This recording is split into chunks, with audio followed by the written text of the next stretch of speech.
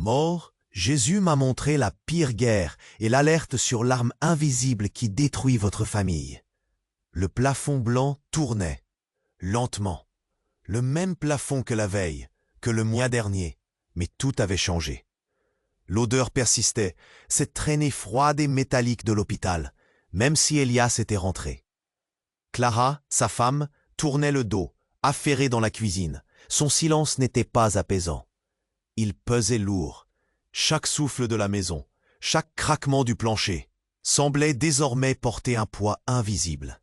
Elias se souvenait du choc, la moto, le noir. Et puis, l'autre endroit. Jésus, la guerre, l'arme, tout ça. Il avait secoué la tête, encore et encore. Ça devait être un délire post-traumatique, une hallucination. Les médecins avaient parlé d'un coma, de miracle, d'une chance folle. Mais eux n'avaient pas vu ça. Ce frisson qui courait sur les murs, cette ombre translucide qui semblait s'accrocher aux objets du quotidien. Il fixait la tasse de café de Clara. Une fine vibration, presque imperceptible, émanait d'elle. Autour de sa main, comme un voile tremblant. C'était la première fois qu'il le voyait si clairement sur elle. La nausée lui tordait l'estomac. Son cœur cognait, un tambour fou dans sa poitrine. Il se leva, sa jambe bandée, protestant à chaque mouvement. Mais la douleur physique n'était rien face à ce qu'il ressentait à l'intérieur. Clara, sa voix était un râle. Elle se retourna, son visage marqué par les nuits blanches, mais il y avait autre chose. Cette fatigue n'était pas normale. Elle tenait son téléphone, l'écran brillant projetait une lueur froide sur son visage. Et là, Elias le vit distinctement. Un réseau de filaments sombres, comme des veines invisibles, palpitant autour de l'appareil. Il s'étirait vers elle, l'enlaçant. Ce n'était pas son imagination, pas un souvenir. C'était l'arme, la même force qu'il avait vu déchirer les âmes dans cette guerre terrifiante.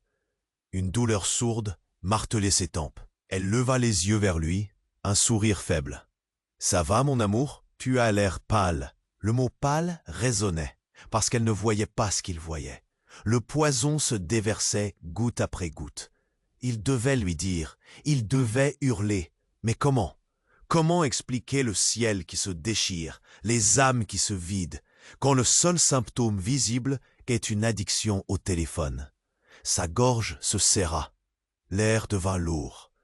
Il regarda autour de lui. Le salon, les photos de famille, tout lui semblait soudain teinté de cette même ombre rampante.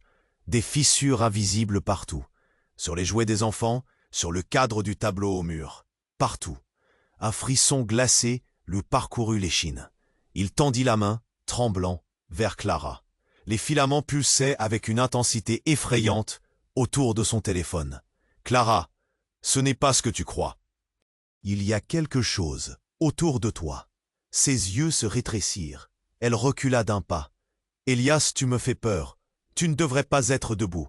Tu as besoin de te reposer. Tu as eu un choc. » Elle se rapprochait, non pas pour le rassurer, mais avec une expression de pure panique. Non pas pour l'arme, mais pour lui. Et c'est là qu'il comprit. Le premier coup de cette guerre ne serait pas une explosion. Ce serait le silence assourdissant de son propre cri. Ignoré, enterré. Si cette arme avait déjà pris le contrôle de Clara, si elle était déjà sous son emprise sans le savoir, était-ce déjà trop tard? Et, avant de continuer avec cette histoire incroyable, je dois vous donner une alerte importante.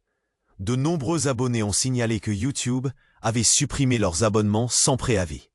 Jetez juste un œil rapide au bouton rouge ci-dessous pour vous assurer que vous êtes toujours abonné à la chaîne. Je ne veux pas que vous manquiez aucun contenu exclusif à venir. Et puisque vous y êtes, laissez un like puissant, ça m'aide énormément avec l'algorithme. Ah, et dites-moi dans les commentaires, de quelle ville regardez-vous? J'adore connaître chaque personne incroyable qui fait partie de cette communauté.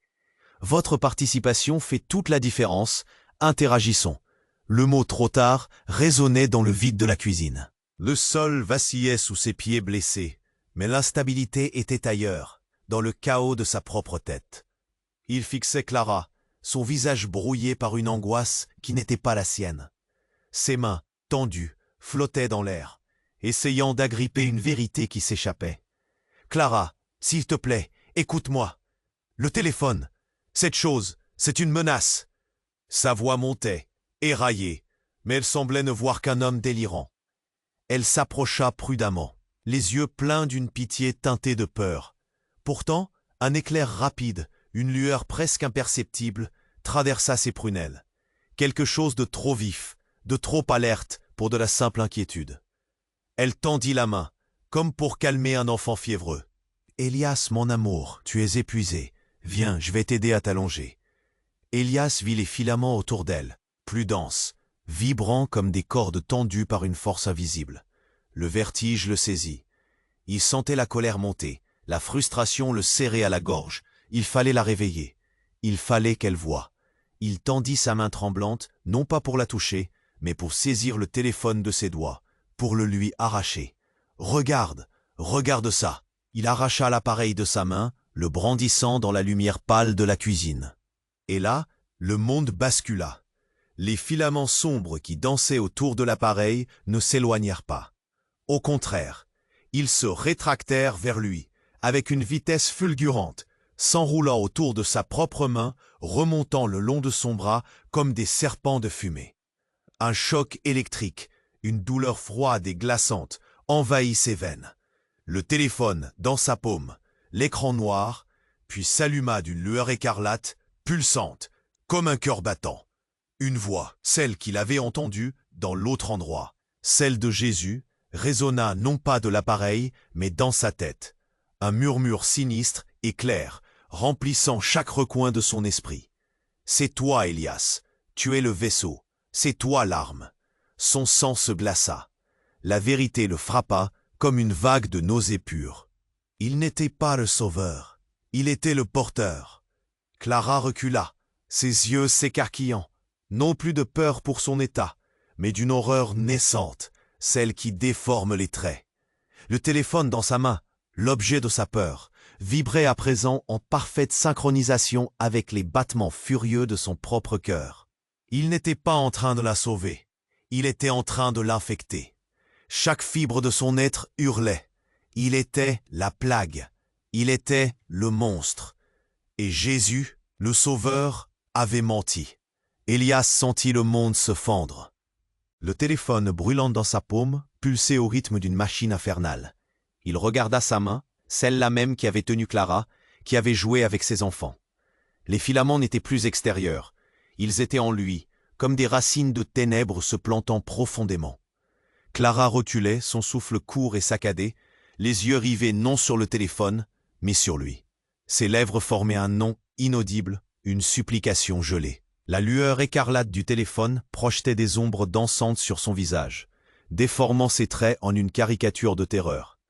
Elias voulut parler, crier le nom de Jésus, exiger une explication, mais sa gorge était prise dans un étau invisible. Un froid glacial remontait ses bras, un frisson qui n'était pas celui de la peur, mais celui d'une connexion. La voix de Jésus, toujours dans sa tête, n'avait plus la même résonance sacrée. Elle était devenue grave, presque moqueuse, comme un écho lointain. « N'as-tu pas toujours désiré plus, Elias? Plus de pouvoir, plus de connaissances, plus que cette vie banale ?» Ces mots le frappèrent. Non, il n'avait jamais désiré ça. Il voulait juste sa famille, sa paix. Mais un flash, une image fugace, traversa son esprit. Lui enfant, fixant le ciel étoilé, un désir ardent de comprendre l'univers, de toucher l'invisible. Était-ce une simple rêverie ou le début d'autre chose? Clara, en le voyant lutter, avança d'un pas hésitant, sa main tremblante cherchant la sienne. Mais le contact ne vint pas. Une barrière invisible semblait les séparer, tissée par les filaments qui le recouvraient désormais. Son regard n'était plus celui de la panique, mais d'une étrange reconnaissance, mêlée à une résignation glaçante. Et c'est là que la voix revint, non plus murmurée, mais tonnante, résonnant non seulement dans sa tête, mais tout autour de lui, emplissant la cuisine, faisant vibrer les verres sur l'étagère. « Tu n'es pas le vaisseau, Elias, tu es la clé. Tu n'es pas possédé, tu es réveillé. » Le téléphone vibra violemment, se fissurant, et la lumière écarlate s'intensifia. Ne venant plus de l'écran, mais des profondeurs même de l'appareil. Et puis, la pièce s'obscurcit. Les ombres s'allongèrent, s'épaissirent, fusionnant avec les filaments sur son bras. Le téléphone se désintégra en poussière lumineuse entre ses doigts, et à sa place, une lueur pulsante s'installa sous sa peau, à l'intérieur de sa paume. Elias haleta. Le monde tournait, mais pas à cause de l'étourdissement. Il tournait autour de lui. La pièce réagit à sa propre présence. Les fissures invisibles qu'il avait vues sur les objets n'étaient pas dues à l'arme. Elles étaient dues à lui. La voix de Jésus n'avait pas menti sur l'arme. Elle avait menti sur qui il était. Il n'était pas le témoin d'une guerre. Il était la guerre elle-même. La force qu'il avait vue, celle qui déchirait les âmes, n'était pas un ennemi extérieur. C'était sa propre essence, latent, dormant, libéré par le choc de l'accident et réveillé par la voix qui se faisait passer pour Jésus. Clara laissa échapper un cri déchirant, non de peur, mais de désespoir. Elle ne voyait pas les filaments, elle voyait lui. Elle tendit un doigt tremblant vers son visage, vers ses yeux qui devaient à présent refléter une lueur insoutenable. « Tu as fait ça? Ce n'est pas l'arme, c'est toi. » Sa voix n'était qu'un souffle brisé, mais chaque mot fut un coup de marteau. Elias sentit son cœur se tordre, la nausée l'envahir à nouveau, plus forte que jamais. Il avait cru voir les ténèbres s'accrocher à Clara, mais Clara avait vu les ténèbres s'éveiller en lui. Il n'avait pas besoin de lui dire. Elle avait toujours su. Non pas l'arme, non pas l'affection, mais la nature même de ce qui se réveillait en lui, cette chose indicible, qu'il avait toujours portée en lui sans le savoir. Il était la catastrophe. Il était la fin. Il était la catastrophe. Il était la fin. La phrase de Clara résonnait, un écho brisé dans l'air épais de la cuisine. Le cœur d'Elias se tordait, une douleur physique désormais, comme si les filaments qu'il sentait en lui se resserraient sur ses organes. Il la regardait, ses yeux rivés sur le tremblement de ses lèvres. « Clara, je ne comprends pas. » Sa voix n'était qu'un souffle éraillé. Elle ne recula pas. Au lieu de cela, elle fit un pas en avant, une étrange détermination dans le mouvement. Son regard n'était plus celui de la terreur pure, mais d'une reconnaissance amère, comme si elle regardait un miroir qu'elle avait toujours évité. La lueur écarlate, qui ne venait plus du téléphone, mais pulsait sous la peau d'Elias, projetait des ombres dansantes sur le visage de Clara. Mais ses yeux restaient étrangement fixes, sans la moindre panique qu'il aurait attendue. Une goutte de sueur froide lui perla le long de la tempe. Ce n'était pas la panique qu'elle ressentait. C'était la douleur d'une prophétie accomplie. Clara leva une main tremblante, non pour le repousser, mais pour effleurer sa propre joue. Son doigt traça un chemin, là où, juste sous sa peau, une fine ligne sombre commença à pulser faiblement, comme un écho des filaments d'Elias. Son propre regard, celui qui avait été rempli de terreur un instant auparavant, s'assombrit d'une connaissance glaciale. « Non, Elias, murmura-t-elle, sa voix cette fois étrangement claire, dépouillée de toute pitié. Tu n'es pas la catastrophe, tu es le premier. » Le sol sous Elias s'effondra.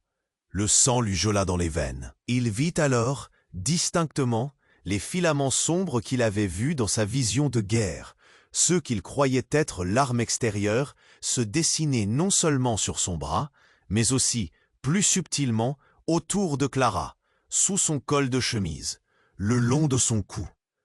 Ils étaient là depuis toujours, non pas une infection récente, mais une partie d'elle.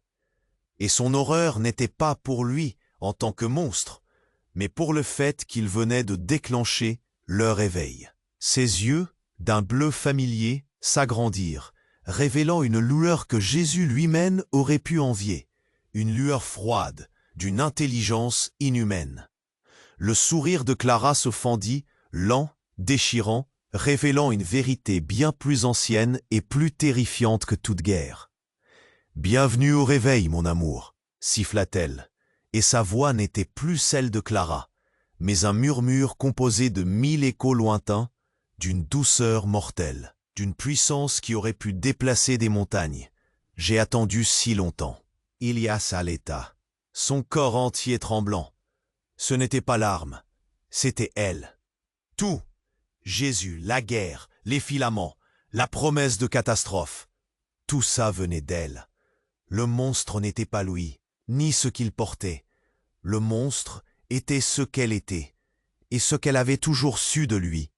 Le visage de sa femme, celui qu'il avait aimé, choyé, qu'il croyait connaître, était désormais un masque, un portrait de la trahison la plus totale.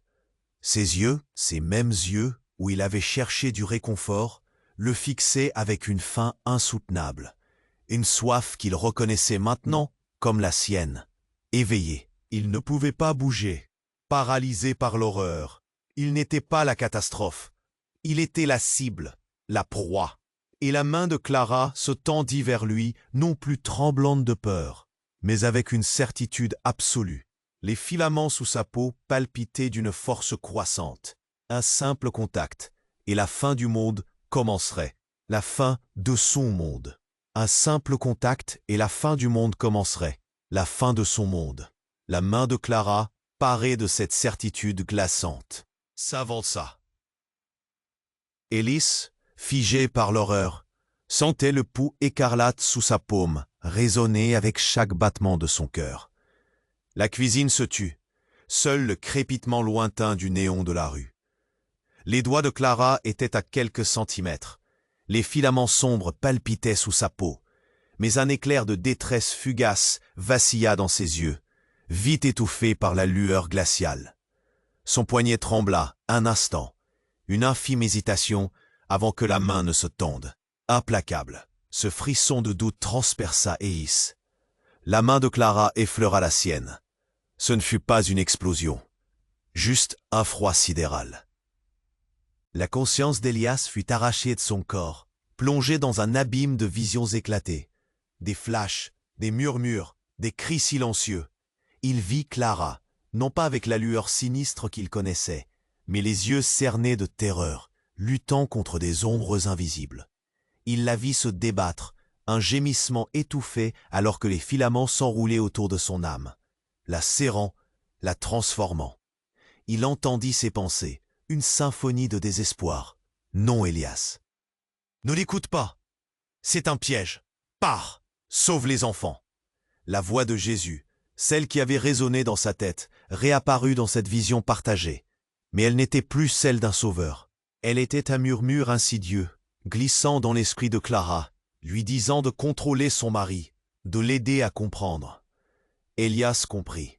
Ce n'était pas la voix de Jésus, c'était la voix de celui qui la possédait, celui qui avait utilisé la foi d'Élias pour le manipuler, le pousser à ce réveil.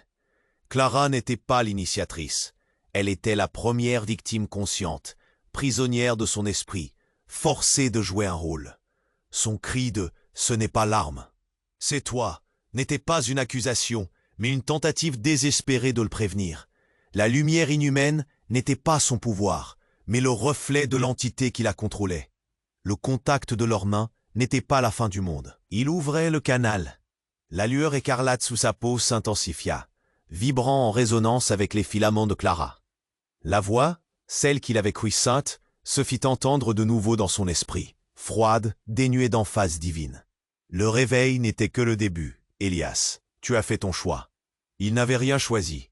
Il avait été piégé, manipulé. Il regarda Clara, ses yeux retrouvant un instant leur bleu familier, remplis d'une douleur insupportable. Comme une âme piégée derrière une vitre. Il n'était pas le monstre, ni le sauveur. Il était le conduit. Et l'entité, à travers lui, venait de s'ancrer dans le monde réel. Clara l'avait averti. Il l'avait ignoré, l'avait condamné, scellant leur destin. Le vrai monstre s'était déguisé en divinité, avait manipulé sa foi, son amour, sa peur, pour s'ouvrir un portail. Maintenant, il était ce portail. Les filaments sous sa peau s'enflammèrent d'une douleur lancinante, une prise de possession. Il était complet, et Clara était piégée avec lui, témoin impuissante de la véritable catastrophe. Leur maison était devenue le berceau d'une horreur inimaginable. Et les enfants, étaient-ils déjà marqués? Et les enfants, étaient-ils déjà marqués? La question était une lame de glace, non pas dans l'air, mais planté directement dans le cœur d'Élias. Chaque filament s'enflammant sous sa peau, chaque pulsation écarlate dans sa paume, était une onde de choc le submergeant.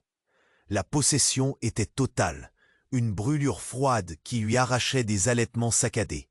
Clara, face à lui, était devenue une statue de cire, ses yeux bleus, ceux qu'il avait crus remplis de désespoir piégés, rivés sur lui. Ses lèvres tremblaient, un nom muet figé. Il la voyait, piégée par cette entité à travers lui, son âme captive derrière une vitre, souffrant en silence. La lumière écarlate de sa paume dansante sur son visage déformait ses traits en une caricature de la plus pure agonie. Il l'avait condamnée, ignoré son avertissement, sa douce Clara, maintenant prisonnière. Les enfants, endormis à l'étage. Étaient-ils déjà marqués? Son esprit se diluait, sa propre conscience s'effaçait, remplacée par cette chose froide et ancienne. La voix de Jésus résonnait, un écho moqueur, le torturant avec la certitude de son choix. Il sentait la présence de l'entité grandir en lui, une force sombre s'éveillant. C'était la fin du monde.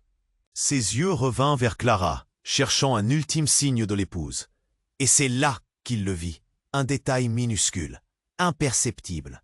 Dans le bleu de ses iris, l'éclat de terreur qu'il avait cru percevoir s'était éteint, remplacé par une lueur de satisfaction, fugace, éphémère. Mais Élias l'avait vu. Son cœur manqua un temps. Un frisson d'horreur nouvelle, plus profonde, lui parcourut l'échine. La voix de Jésus dans sa tête changea de ton, devenant plus claire, plus insistante. « Regarde-la bien, Élias, regarde la vérité. » Clara leva une main, non pas tremblante de faiblesse, mais avec une lenteur délibérée, presque chorégraphiée. Son visage, si pâle, si marqué par le désespoir apparent, se fendit d'un sourire. Un sourire lent, horriblement lent. Élias recula d'un pas. Le souvenir de sa lueur écarlate, de cette voix se faisant passer pour divine, tout se tordait dans son esprit. « Jésus !» murmura-t-il. Un nom vidé de toute sa sainteté. Clara laissa échapper un rire. Un son faible, délicat, de triomphe. Et la voix dans la tête d'Élias, celle qu'il avait cru être Jésus, se fit entendre de la bouche de Clara.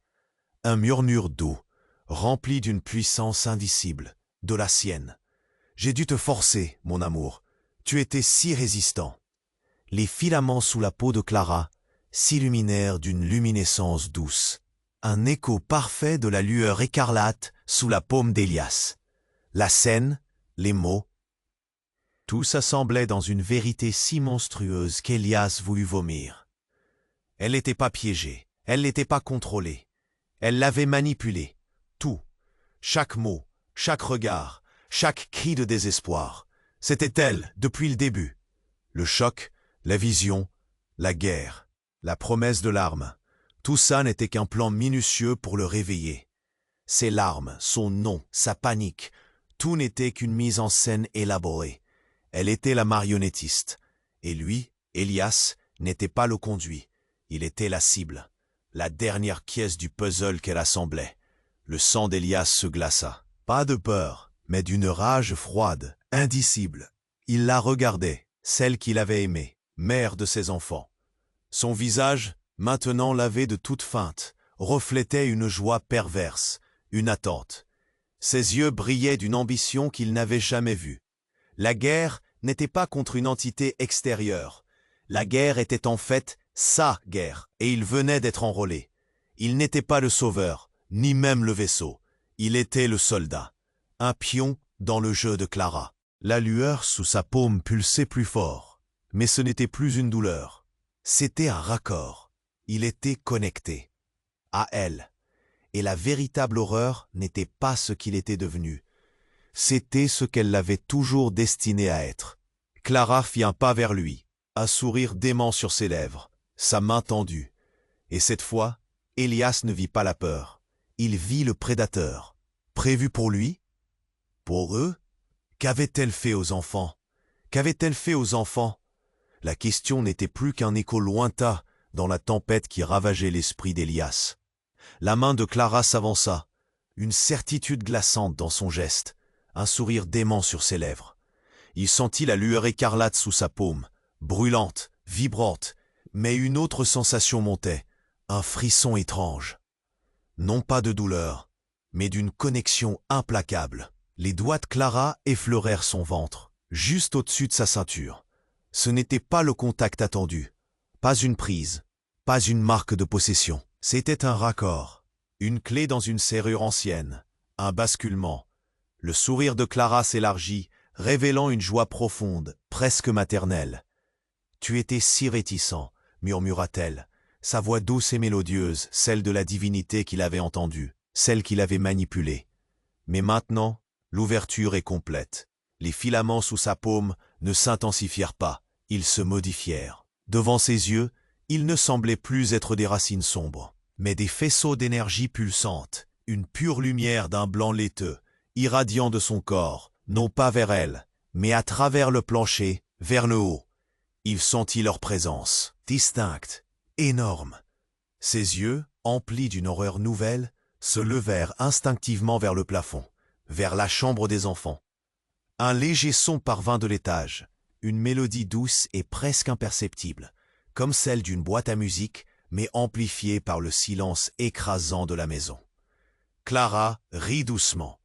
Ils sont si patients, n'est-ce pas? Ses yeux brillèrent d'une lueur que même Jésus n'aurait pu égaler.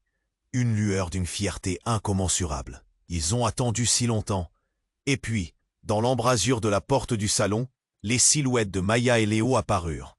Pas effrayés, pas endormis, mais debout, côte à côte, leurs petits visages éclairés par une douce luminescence qui semblait émaner d'eux-mêmes. Leurs yeux. Ils n'étaient pas bleus, ils étaient deux disques lumineux, noirs, profonds, absorbant toute la lumière, et dans leur centre, un unique point d'un blanc pur. Ils ne le regardaient pas avec la peur qui l'attendait, ni même avec la tendresse d'enfant. Leur regard était vide, ancien, et pourtant, il y avait quelque chose. Une reconnaissance, une faim inouïe. « Ce n'est pas ma guerre, Elias », murmura Clara, sa main serrant la sienne avec une force inhumaine. La lumière blanche sous sa paume pulsa à l'unisson des yeux des enfants. C'est leur réveil. Et tu es le premier à les voir. Le sang d'Elias se glaça, pas par la peur, mais par la compréhension. Il n'était pas un soldat, il n'était pas un pion, il était le don, l'offrande, ses enfants, non pas les victimes, mais les prédateurs, les filaments qui le recouvraient, la lueur sous sa peau. Tout cela était la signature de leur pouvoir. Pas une infection, mais une connexion rituelle. La guerre qu'il avait vue, la destruction des âmes, c'était leur mode d'alimentation. Et ils venaient d'ouvrir le buffet. Maya fit un pas en avant, son petit pied nu sur le parquet froid. Un sourire lent, terrible, fendit son visage d'enfant. Léo, à côté d'elle, tendit une main potelée, la paume ouverte. Dans le creux, la même lueur blanche pulsait. Et à l'intérieur de cette lumière, une minuscule silhouette d'homme tordue de douleur, une âme gémissante, emprisonnée. Ce n'était pas l'arme, c'était le plat principal, et il était le hors-d'œuvre. La voix de Jésus résonna alors, non pas dans sa tête, mais dans la cuisine, un chœur d'échos anciens émanant des gorges de ses propres enfants. « Enfin, papa, nous avons faim. » La pièce se remplit d'une présence colossale, d'une soif ancienne et insatiable. Elias tomba à genoux, le monde s'écroulant autour de lui, non pas sous le poids de la trahison de Clara, mais sous celui de l'horreur pure de ce que ses enfants étaient devenus, et de ce qu'il était pour eux. Il n'y avait plus d'espoir, plus de combat, juste l'attente silencieuse et terrifiante d'être dévoré. Le sol froid glaça ses genoux. Elias resta là, à genoux, le souffle coupé, les yeux rivés sur ses enfants. Maya, si proche, son sourire d'enfant déformé par une joie prédatrice, et Léo, le bras tendu, l'âme gémissante pulsant dans sa paume. La faim que leur voix avait annoncée résonnait encore dans la cuisine, une soif insatiable qui semblait absorber la lumière. Il était l'offrande, il était le hors-d'œuvre. La lueur écarlate sous sa propre paume vibrait, comme si elle s'apprêtait à être consommée. Clara, derrière eux, ne riait plus. Ses yeux brillaient d'une attente silencieuse, presque respectueuse. Un détail, à peine visible, fit tressaillir Elias. La petite silhouette emprisonnée dans la main de Léo, à présent, ne se tordait plus de douleur. Elle semblait flotter, comme en lévitation, et Elias perçut un écho lointain de son propre battement de cœur en elle. « Ce n'est pas la fin que tu imagines, papa », murmura Maya, sa voix claire, mais avec une résonance qui n'appartenait pas à une enfant. Léo approcha encore sa main, la lumière de l'âme captive pulsant avec une synchronisation troublante avec la sienne. Elias sentit une attraction inexplicable, une force qui ne le poussait pas à fuir, mais à se rapprocher. Ses propres filaments, sous sa peau, répondaient à cette force, non dans la douleur, mais dans un frisson d'éveil. Clara s'agenouilla en face d'Elias, son sourire retrouvé, étrangement serein. « Nous t'avons ramené à la maison, mon amour, » dit-elle, et sa voix n'était plus celle de Jésus usurpé, mais la sienne propre, emplie d'une dévotion. « Tu as cru voir la guerre, la faim, mais c'était le début. » La main de Léo effleura la sienne. Ce ne fut pas un choc, mais un fusionnement. La lueur écarlate sous sa paume explosa en un blanc aveuglant, non pas émanant de lui, mais le traversant, le remplissant, réveillant quelque chose de colossal en lui. Des images, des milliards d'années d'existence, inondèrent son esprit. Des galaxies entières se formant, des mondes engloutis, des civilisations s'éteignant sous une ombre gargantuesque. Et au centre de cette ombre, lui. Sa conscience explosa au-delà des murs de la cuisine, au-delà de la terre, pour embrasser le vide cosmique. La voix qu'il avait prise pour Jésus, pour une entité extérieure, résonna alors, non plus dans sa tête, ni de la bouche de Clara, mais de chaque particule de son être, un cœur ancien et infini. Tu es le cœur, Elias, le cycle, l'origine. Tout était un plan pour que tu te souviennes. Le prédateur que tu as cru voir, la faim que tu as redoutée, honnête, c'était la tienne. La soif de l'univers, prête à s'abattre. Il n'était pas la cible, ni le pion, ni le soldat. Il était le dévoreur. La catastrophe. Et il venait de se réveiller, non pas à cause d'une arme, mais parce que son propre sang ancien l'avait appelé. Le poison n'était pas l'arme. Le poison, c'était lui. Ses yeux, à présent, ne reflétaient plus que le vide, l'appétit insatiable qui le dévorait de l'intérieur. Clara, Maya, Léo, ils n'étaient pas les prédateurs. Ils étaient les serviteurs, les prêtres, et ils avaient faim de ce qu'il allait leur apporter. Le monde. Le monde. Il était la faim, le cœur de l'univers s'éveillant en lui. Elias sentait cette puissance démente le traverser, le remplir. Une douleur, mais une expansion infinie. Clara, Maya, Léo, leurs visages autrefois angoissants irradiaient à présent une paix, une dévotion qui le submergeait. Ils étaient ses prêtres, ses guides, l'attente, l'offrande. Il était le dévoreur, prêt à consommer. Ses yeux reflétaient le vide cosmique, l'appétit insatiable de l'origine. La lueur blanche sous sa paume, un soleil miniature, vibrait avec le grand vide qui palpitait en lui. Il sentait les âmes autour de lui, non plus des prisons, mais des offrandes silencieuses. La faim montait. La sienne. La soif. Clara tendit sa main, son toucher un baume. Mais un frisson incongru traversa Elias. Pas le frisson de puissance, mais un court-circuit, un fragment d'information étranger. Le sourire de Clara, si serein, vacilla une fraction de seconde, révélant une tension sous-jacente. Léo, à côté de sa mère, ne regardait pas Elias avec la même vénération. Ses yeux noirs le perçaient, cherchant quelque chose au-delà de lui, une anxiété palpable. Puis Maya, la plus jeune, recula d'un pas imperceptible, son regard furtif vers la porte, comme une ombre d'échappatoire. Et la voix, celle qu'Elias croyait être le cœur infini de son propre être cosmique. Elle résonna non plus de chaque particule, mais directement dans son esprit, unique, sèche, dénuée d'emphase divine. C'était la voix de Jésus, et elle n'était pas celle du réveil. Tu te trompes, Elias. Ils t'ont nourri le mensonge. Tu n'es pas le dévoreur. Tu n'es pas l'origine. Le soleil blanc dans sa paume, marque de son pouvoir, se mua en une douleur fulgurante, une sensation d'arrachement. La force colossale qu'il sentait n'était pas la sienne. C'était une énergie drainée, aspirée par les filaments qui le recouvraient. Non pas son sang ancien, mais une sève vitale siphonnée. Clara, Maya, Léo. Ils n'étaient pas ses prêtres, ni ses serviteurs. Leurs yeux ne reflétaient pas la dévotion. Ils reflétaient une faim différente, cannibale, non pas pour le monde, mais pour lui. Son esprit explosa, non pas de puissance, mais de compréhension.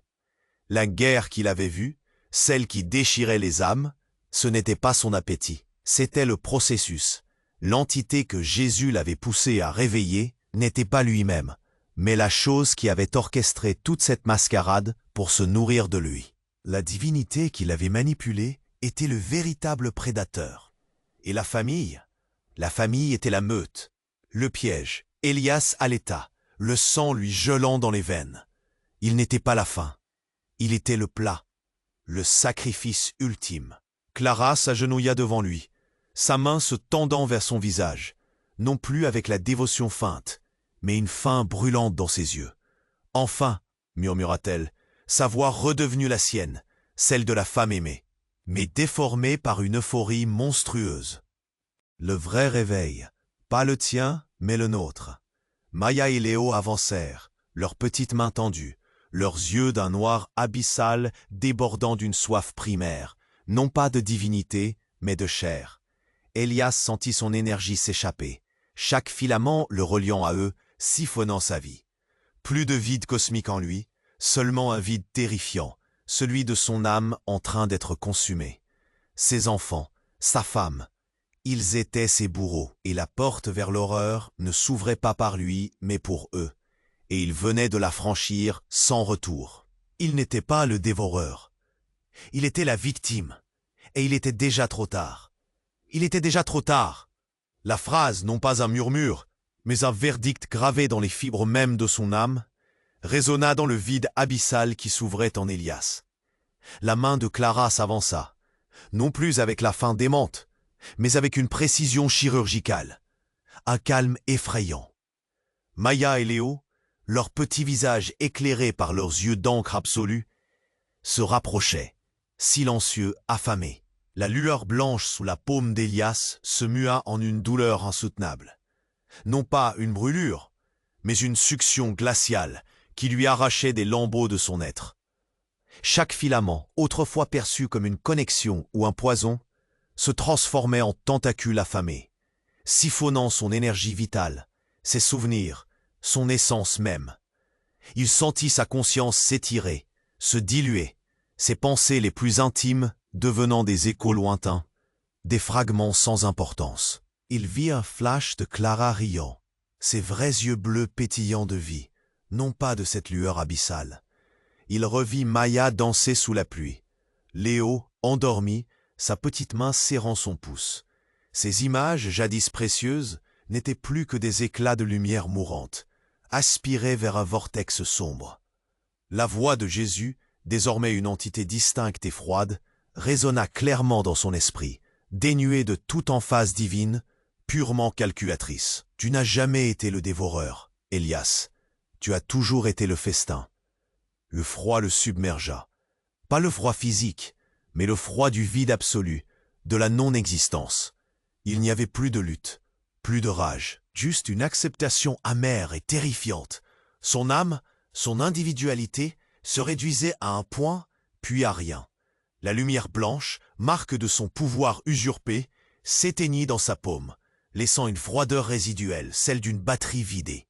Il tomba à genoux, non pas par faiblesse, mais parce que l'énergie qui animait son corps n'était plus la sienne. Ses yeux se vidèrent, reflets désormais parfaits de ceux de Maya et Léo. Leurs petits doigts effleurèrent son front, non pas un toucher d'affection, mais une signature, le scellement de leur œuvre. Une onde de satisfaction, froide et ancienne, émana de Clara, de Maya, de Léo. Leurs yeux noirs brillèrent d'une lueur nouvelle. Pas une faim brute, mais une plénitude retrouvée. La maison devint silencieuse, le néon de la rue crépita au loin, indifférent. Elias était là, ses poumons se remplissant et se vidant, mais la flamme, le lui, n'existait plus. Il n'était plus qu'une enveloppe, le portail enfin ouvert, un monument muet à la trahison la plus parfaite, servant de pont pour ce qui allait venir. Le monde, endormi, ignorait que, dans cette cuisine banale, l'apocalypse n'avait pas éclaté, mais s'était simplement réveillé. Et le père de famille, le mari aimant, n'était plus qu'une porte. Un passage silencieux vers une soif insatiable qui avait enfin trouvé son chemin. C'était la fin, la vraie fin. Et il n'y avait personne pour entendre son dernier silence. Et vous avez survécu à cette saga. Mais la question demeure, qu'est-ce que vous venez de voir? Cette fin vous a secoué? Si vous êtes un vrai membre de cette communauté, la véritable base de fans, alors vous savez ce qu'il faut faire, et il n'y a pas une seconde à perdre. Vous devez vous abonner maintenant pour ne pas rater les prochaines sagas, car croyez-moi, ça ne fait que commencer.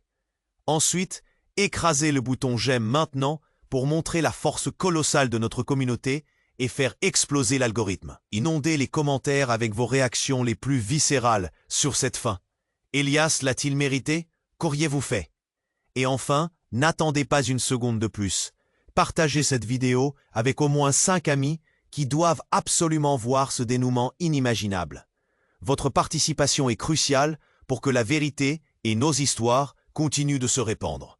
Faites-le maintenant.